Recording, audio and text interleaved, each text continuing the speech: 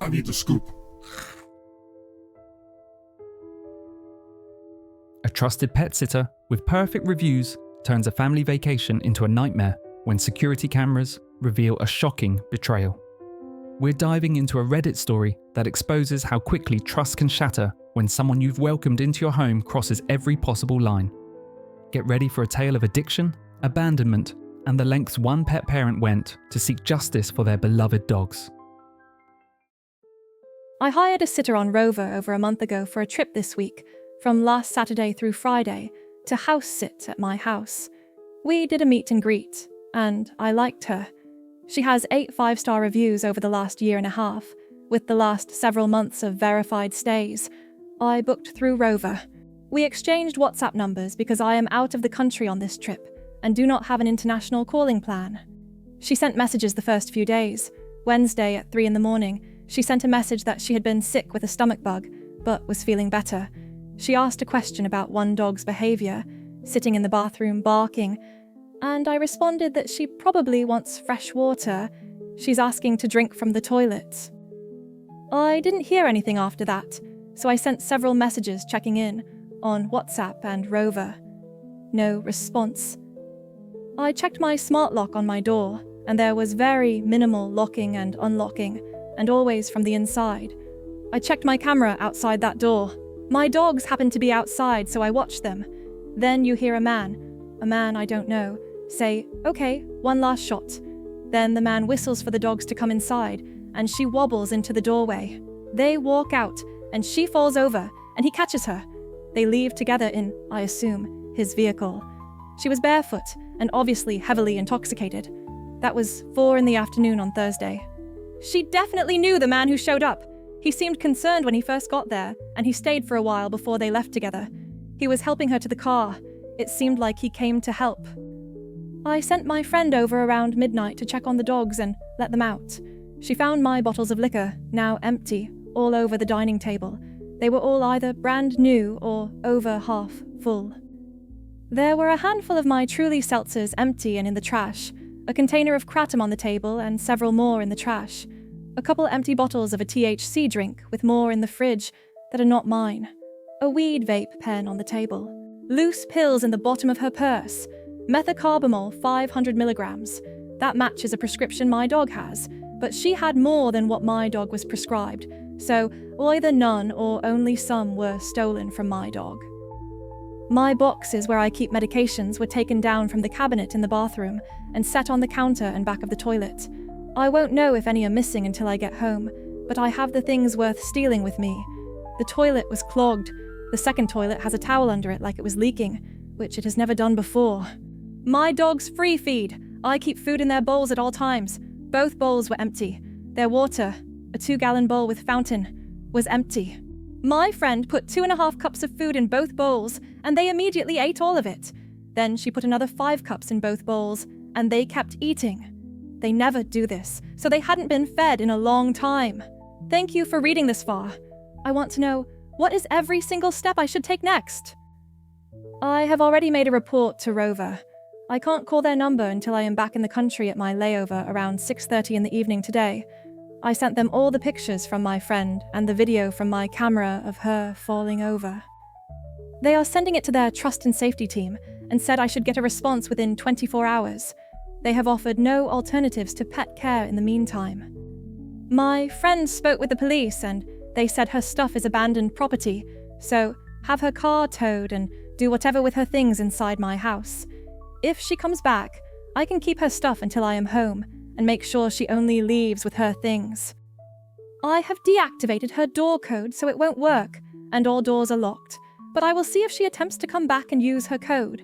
Her car is still in my driveway.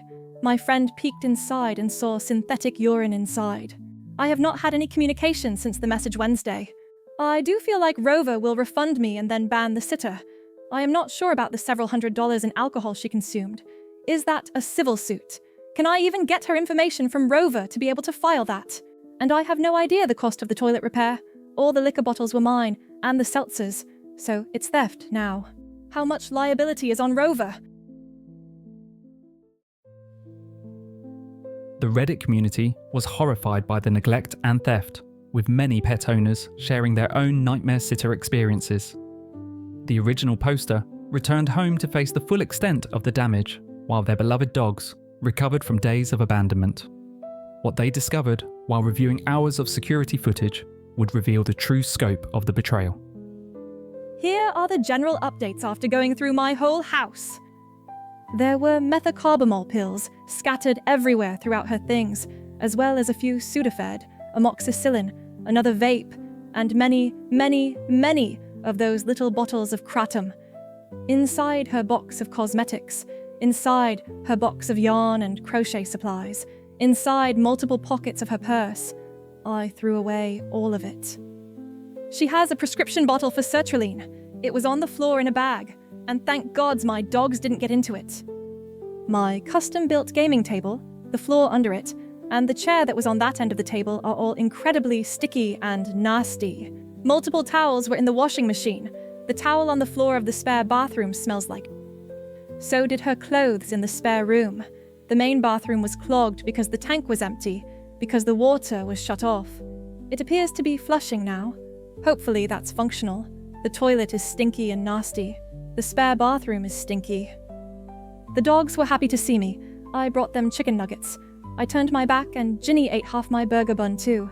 The counter-surfing goon. Both are currently napping on either side of me. I will investigate the yard in the morning, given that I found some empty Truly cans and a cigarette butt in the front porch. Her car is still out front. It's parked entirely off the street with all four wheels in the grass between my yard and my neighbor's yard. I am still going through all the camera footage. There is more. The man was there longer, and she stumbled into the house at 9 a.m. on Wednesday. I think they were gone all Tuesday night. I will update once I can finish reviewing all that. No new responses from Rover. Thank you everyone for the warmth and support and advice. I will continue to keep everyone updated via this thread. I can't imagine the heartbreak of watching your pet suffer while you're helpless thousands of miles away. The original poster methodically documented every detail, building an airtight case for their upcoming legal battle. Armed with evidence and determination, they filed a civil lawsuit for over $1,000 in damages. I finished reviewing all the camera footage. It took most of Saturday and Sunday after arriving home. The sitter arrived at my home at 10:30 in the morning on Saturday. I hadn't requested her to start until the afternoon, but she said she happened to be off work so would show up early. She started drinking the seltzers on the front porch at 11 that morning. She notices the camera and tries to hide the cans in her dress as she drinks them outside Saturday and Sunday. She also smokes outside those days. I found an empty HHC sativa cigarette box and saw her bring that into the house, plus found a lighter. I assume that's what she was smoking. Her boyfriend starts showing up on Tuesday and shows up every day after that, usually twice a day. I've never met him and never agreed to allow him in my house. She appears drunk while leaving Tuesday at 6:30 in the evening, and no one returns until she comes back Wednesday at 8:30 in the morning, also stumbling.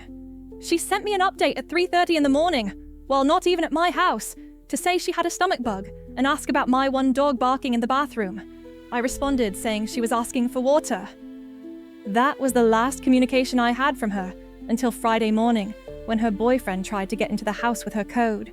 I sent several messages and requests for updates via Rover and WhatsApp, but didn't hear back. The first time the door opens on Thursday is at 3:45 in the afternoon when her boyfriend shows up.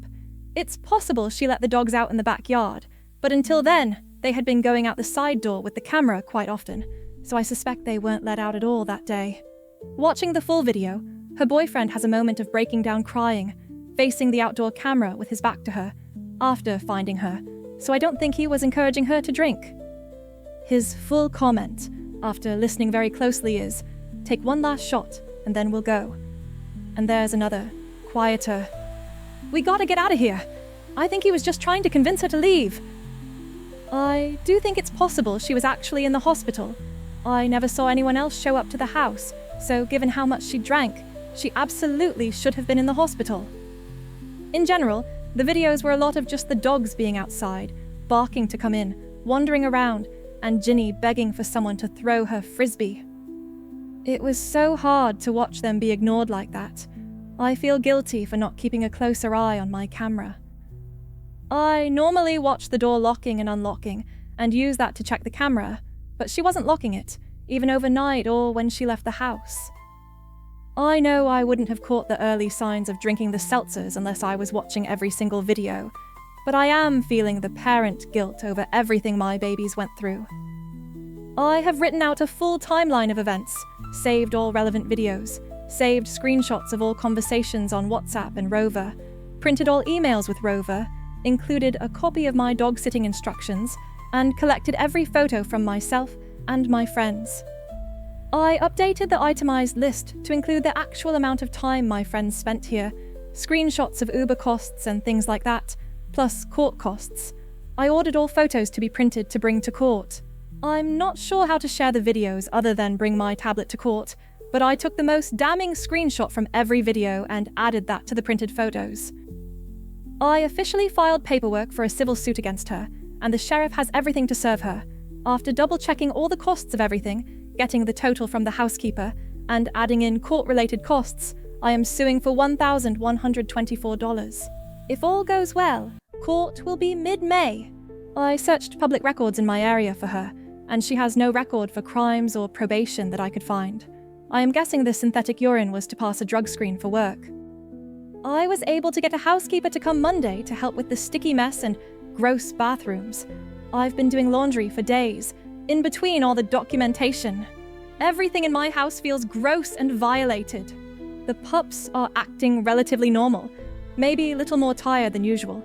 The independent hound dog is definitely clingier than usual, and actually listening when I tell her to come. The Carolina dog couldn't possibly get more clingy than she already was, and she's acting perfectly normal.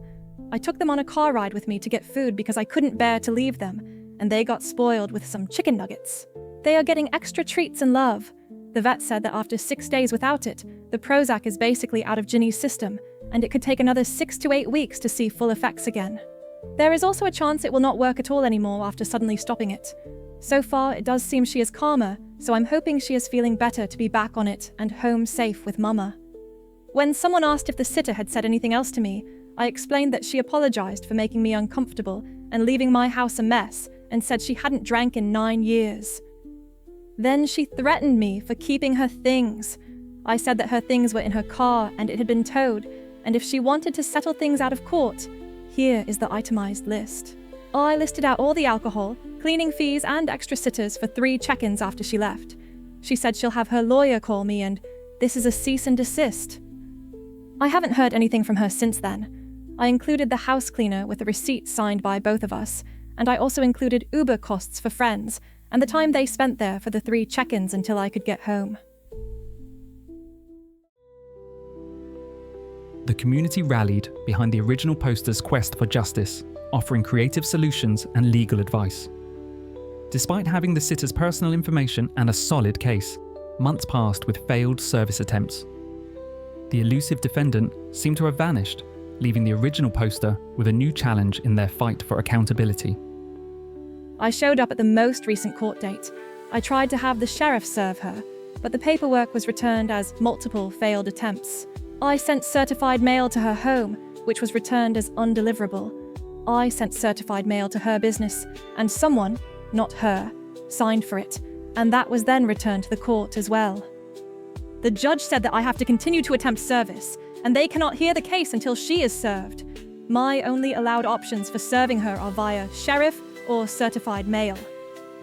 So, I need help. How do I find her and get her served? The sheriff and post office left notes that they attempted to reach her, so she knows I'm after her. I have the following information on her because of everything she left in my house, which has since been returned. Her full name, her address at the time of events, her frequently used username from her Cash App credit card, her social security number because her card was in her things, her current and former driver's license, her past workplaces from business cards, and her now expired car dealership seller license number, though it's not searchable, unfortunately. I've found her Facebook page, which has minimal public info, her Instagram, which is barely used, and her Reddit account, which is frequently used, but nothing on this subreddit.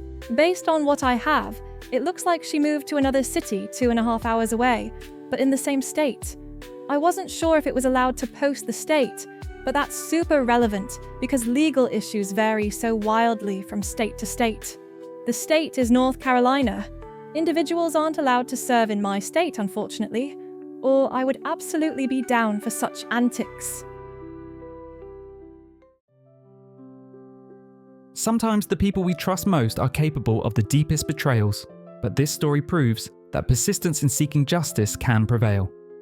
The original poster continues their legal battle to serve the elusive sitter, so subscribe to catch any updates on whether they finally get their day in court.